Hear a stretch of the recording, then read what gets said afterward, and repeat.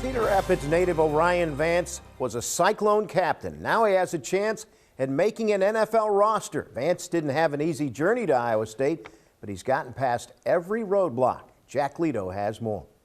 For Orion Vance, football was the easy part. He was a three-time All-Stater at Wash, and schools like Iowa State were seriously interested. His only problem was his grades. I disliked how sitting in classes and then being given information and then you having to take it and just overload yourself and then spit it back out on an exam. He's always been a smart kid. I wouldn't say he couldn't do the work. I would say maybe those first couple of years he was just disinterested in the work. When the offers came in, Vance's grades needed to improve if he wanted to be eligible to play. In came his guidance counselor, Carla Wasaba. I called Miss Wasaba my warden because she would make sure everything from classes to was I at school, how much homework I had to do, like making sure I got work turned in.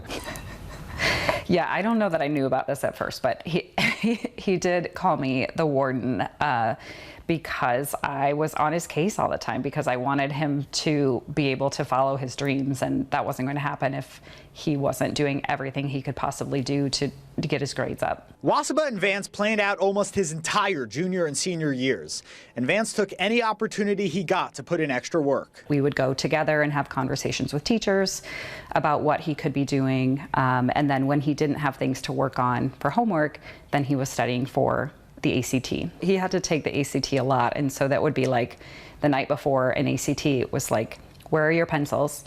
Where are you going to park? What time are you getting up? What are you going to eat for breakfast? You know, just everything to make sure that he was as prepared as possible for this test. By the time he graduated, Vance wasn't just getting by.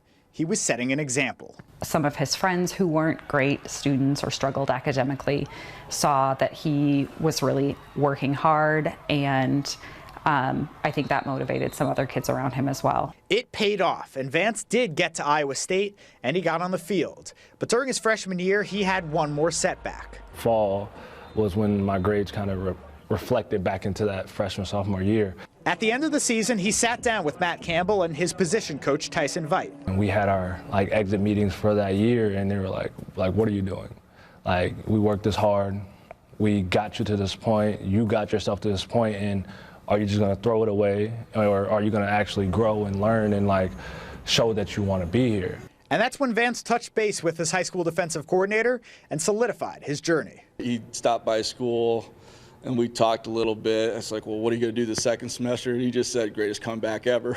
And boy, was it ever a comeback. He stayed at Iowa State for an extra year, never had a GPA below 3.0, and is now training for a spot on an NFL roster. From that point on, I made the conscious decision that I'm going to do everything in my power to make sure that the people who helped me get into this position, the work that they've done hasn't gone in the trash. I'm just proud of the progress he's made, and am I surprised he graduated? No, but I sure was proud when he told me he was getting his master's, and I was like, wow, talk about that is a comeback. That is the greatest comeback of all time, from being a little bit of academic trouble to getting a master's 5.5 years later. That's pretty big. That's a pretty big deal. Reporting in Cedar Rapids, Jack Leto, KCRG TV9 Sports.